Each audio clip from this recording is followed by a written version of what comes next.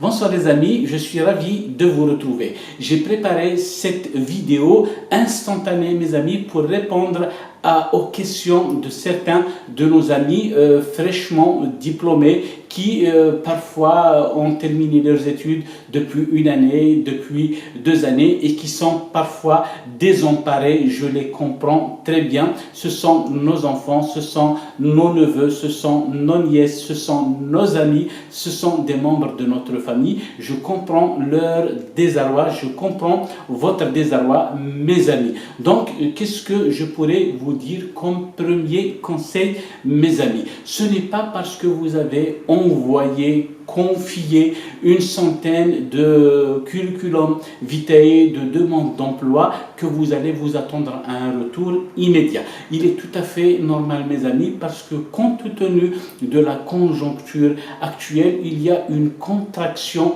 de l'offre de travail sur le marché. Je m'adresse plus précisément à ceux qui viennent de la sphère comptables et qui cherchent activement des emplois, par exemple, auprès des cabinets de comptabilité, auprès des entreprises, etc.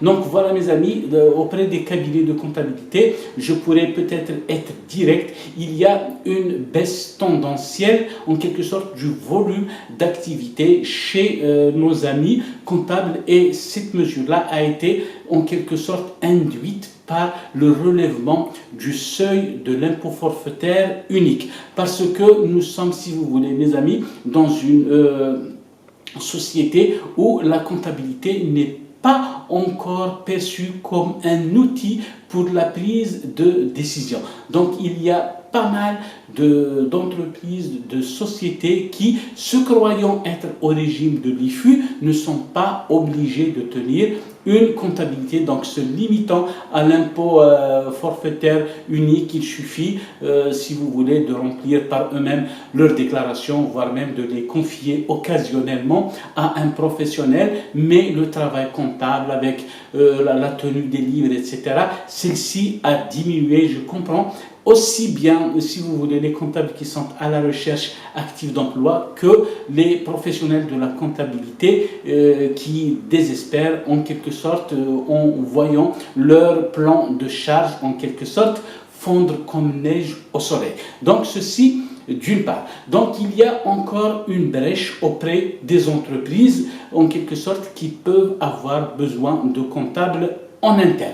Mais là aussi, mes amis, ne désespérez pas, c'est parce que vous êtes des milliers, voire des dizaines de milliers à arriver sur le marché de l'emploi, toutes et tous en même temps, que, si vous voulez, il n'y a pas suffisamment d'offres qui puissent satisfaire vos demandes. Donc, deuxième point, mes amis, donc je disais tout à l'heure, ne désespérez pas, une centaine, ce n'est pas beaucoup, même 1 millier de CV et de demandes, ce n'est pas beaucoup, mais ce n'est pas pour autant que vous allez désespérer. Continuez à envoyer vos demandes, continuez à vous déplacer auprès des professionnels, auprès des entreprises. Ce n'est pas la fin du monde, mes amis. La conjoncture ne concerne pas uniquement l'Algérie, mais pratiquement tous les pays du monde. Nous voyons sur Internet, nous écoutons des vidéos sur YouTube où des professionnels, j'allais dire des diplômés, en quelque sorte qui ont obtenu des diplômes de référence, qui ont fait de grandes écoles et qui pourtant chantent parfois 1 année, 2 années, voire même 3 années après la fin de leurs études. Mais bien entendu, mes amis, un conseil, ne dites jamais j'ai terminé mes études, d'accord? Ça n'existe pratiquement que chez nous. Quelqu'un qui vous dit j'ai terminé mes études, ne les croyez pas, parce que, en quelque sorte, les études ne se terminent pas. Continuez à vous former, soit tout seul, chez vous, si vous en avez en quelque sorte le temps et les moyens. Suivez des formations dans des écoles spécialisées. Utilisez le net comme un levier, comme un tremplin, mes amis. Il y a beaucoup de réseaux sociaux, même si on ne peut pas faire assez souvent confiance à tout le monde, mais sachez en quelque sorte trier, sélectionner vos sources en quelque sorte qui vous serviront de plateforme d'apprentissage. Essayez de travailler sur les ouvrages, les PDF ne manquent pas, les livres papier ne manquent pas, mais soyez assidus à la formation, mes amis. Parce que si vous avez terminé, comme on vient de le dire, vos études sans pour autant mettre à jour vos connaissances, vous pouvez être appelé dans un entretien d'embauche, vous avez carrément oublié le b.a.-ba, les rudiments de la comptabilité, de la finance, vous risquez de ne pas être retenu. Comme support, si vous voulez, mes amis, si vous souhaitez poser en quelque sorte vos demandes d'emploi, vos CV, etc.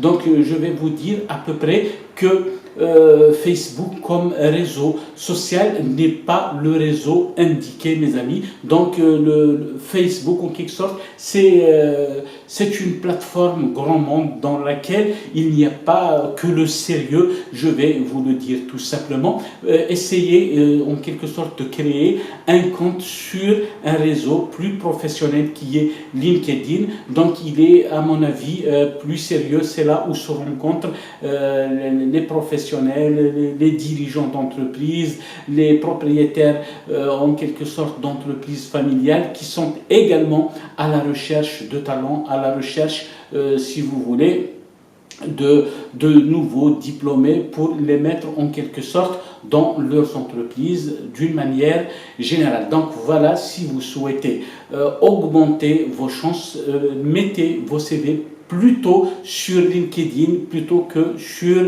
Facebook, qui nous avons dit est une plateforme qui peut certes vous être utile, mais c'est en quelque sorte un réseau grand public, ce n'est pas du professionnel que du professionnel. Donc voilà mes amis, troisième conseil que je vais vous dire, ne restez pas 2 années, 3 années, 4 années à attendre un hypothétique emploi chez un professionnel de la comptabilité dans une entreprise du genre, etc. Essayez de créer votre propre emploi. Mes amis, si vous avez fait des études, sachez que en principe, vous devez avoir les bagages à affronter en quelque sorte l'économie, à affronter la concurrence, à vous insérer dans un marché, quelles que soient ces conditions-là. Certes, mes amis, je comprends qu'on ne nous a pas appris en quelque sorte à être nos propres patrons, mais plutôt pour travailler pour des entreprises, pour des cabinets, etc. Certes, mes amis, comme en quelque sorte première source de revenus, être employé, c'est toujours une bonne chose parce que ça nous permettra en quelque sorte d'acquérir nos premières armes, nos premiers outils, notre première expérience. Mais croyez-moi, mes amis, avec de la volonté, avec du bon sens, avec de la détermination, vous pouvez créer votre propre emploi. Essayez de voir dans le consulting, dans l'accompagnement, dans les bureaux d'affaires. Vous pouvez commencer tout petit avec un petit bureau de 9 mètres carrés avec une table et une chaise. Vous allez accompagner vos premiers clients, vous allez acquérir une expérience et vous apprendrez, mes amis, beaucoup mieux que si vous étiez assisté dans un emploi salarié. D'accord, mes amis?